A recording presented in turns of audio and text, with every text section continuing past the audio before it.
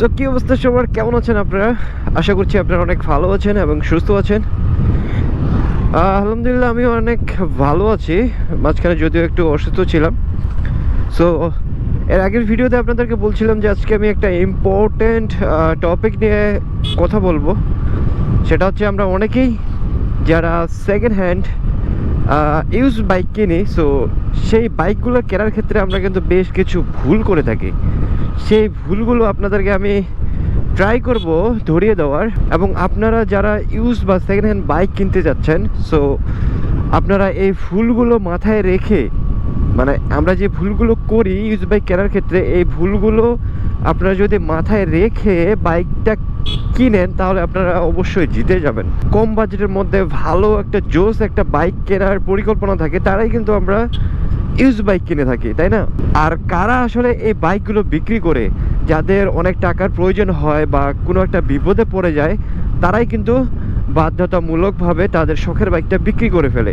So আপনাদের ভাগ্য যদি ভালো হয় এবং আপনারা যদি একটু দেখে শুনে এই বাইকগুলো কিনেন তাহলে কিন্তু আপনারা জিতে যাবেন। সো চলেন তাহলে এখন মেইন পয়েন্টে আসি। আপনারা সেকেন্ড হ্যান্ড বাইক কেনার ক্ষেত্রে যে ভুলগুলো কখনোই করবেন না, বাইকের যে কাগজপত্র, licence, tax token, smart card থেকে শুরু করে যাবতীয় কাগজপত্র আপনারা খুব ভালোভাবে চেক করে নেবেন, এবং এগুলো অনলাইনেও আপনারা ভেরিফাই করবেন। বাইকের চেজিস নাম্বারের সাথে আপনার লাইসেন্সের যে চেজিস নাম্বার সেটা মিল আছে কিনা, এবং আপনার বাইকের যে চেজিস নাম্বারটা এটা পাঞ্চ করা আছে কিনা, এগুলো কিন্তু আপনাদের খুব ভালোভাবে লক্ষ্য করতে হবে। এরপরের যে বিষয়টা লক্ষ্য রাখবেন সেটা হচ্ছে যারা বাইকগুলো বিক্রি করে থাকে তারা কিন্তু অনেকেই স্পিডোমিটারের যে মাইলেজটা এটা কিন্তু অনেকেই কমায় ফেলে, মানে টেম্পারিং যেটা বলে, মিটার টেম্পারিং করে ফেলে। অনেকে আবার কি করে, মিটার সহ চেঞ্জ করে ফেলে। সো এই বিষয়টা অবশ্যই আপনারা লক্ষ্য রাখবেন। আপনারা বাইকটা কেনার সময় অবশ্যই বাইকের যে টায়ারের গ্রিপ সেটা দেখবেন, তারপরে হচ্ছে আপনার বাইকের যে সামনের যে সাসপেনশন সেটা দেখবেন, এবং সেই সাথে বাইকের ডিস্ক দেখবেন। এগুলো কম্পেয়ার করে বাইকের স্পিডোমিটারটা আপনারা চেক করে দেখবেন যে এগুলোর সাথে স্পিডোমিটার যায় কিনা। যদি খুব বেশি গ্রিপ ক্ষয় হয়ে যায় বা ডিস্ক যদি অনেক স্কেচ হয়ে যায়, সো সেটাকে কম্পেয়ার করে আপনারা দেখবেন যে আপনাদের স্পিডোমিটারটা ঠিক আছে কিনা। অনেকেই যারা বাইক বিক্রি করে তারা কিন্তু বাইকের দুইটা চাবি দিতে চায় না। আমাদের প্রতিটা বাইকের কিন্তু দুইটা চাবি থাকে, সো একটা চাবি কিন্তু তারা নিয়ে আসে। আপনারা এই জিনিসটা অবশ্যই লক্ষ্য রাখবেন। আপনারা ট্রাই করবেন সব সময় দুইটা চাবি নেওয়ার, ঠিক আছে? একটা চাবি নেবেন না। যদি বলে ভাই হারাই গেছে, নষ্ট হয়ে গেছে, সো এইটা আপনারা কখনোই কম্প্রোমাইজ করবেন না। আপনারা বলবেন যে ভাই আমাকে দুইটা চাবি লাগবে, দুইটা চাবি ছাড়া আমি বাইক কিনবো না।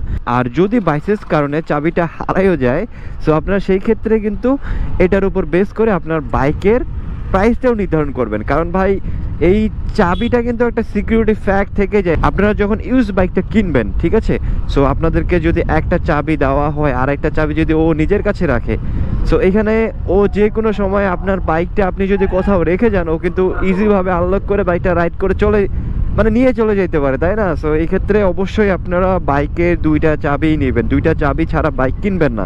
একেবারে নিস্তব্ধ নির্জন এরিয়া বা রাতের বেলা এমন কোনো জায়গায় গিয়ে আপনারা কখনো বাইক কিনবেন না। এতে কিন্তু প্রতারিত হওয়ার সম্ভাবনা অনেক বেশি থাকে।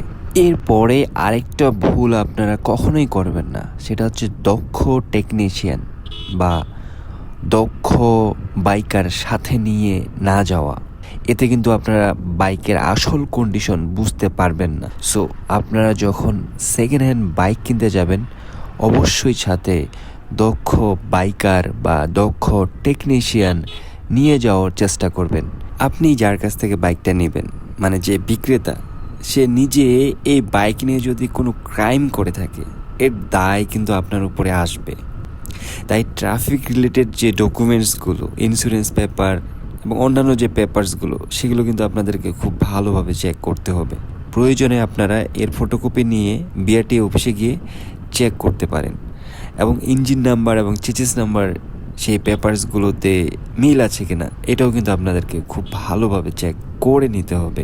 এরপরে আরও ইম্পর্টেন্ট যে ব্যাপারটা সেটা হচ্ছে মূল মালিকের সাথে যোগাযোগ কঠিন হলে বা তার অবস্থান দূরে কোথাও যদি হয়, পুরনো বাইক কেনার আগে বা সঙ্গে সঙ্গে মূল মালিকের সাথে এভিডেভিট বা হলফনামা করে নাম পরিবর্তনের জন্য অ্যাপ্লাই করতে হবে, নাহলে পরবর্তীতে আপনি ট্রাফিক পুলিশের ঝামেলায় কিন্তু পড়বেন। এছাড়াও পরবর্তীতে বাইক বিক্রির সময় ঝামেলায় পড়বেন। তাই আইনগতভাবে বাইকের মালিকানা পরিবর্তন করাটা খুবই জরুরি। বিক্রেতার কাছ থেকে অবশ্যই ভোটার আইডি কার্ডের ফটোকপি নিয়ে রাখবেন।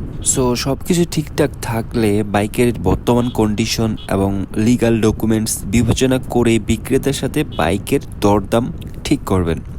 সম্ভব হলে অবশ্যই দক্ষ কাউকে, মানে দক্ষ টেকনিশিয়ান বা দক্ষ বাইকার্সের কাছে পরামর্শ নেবেন।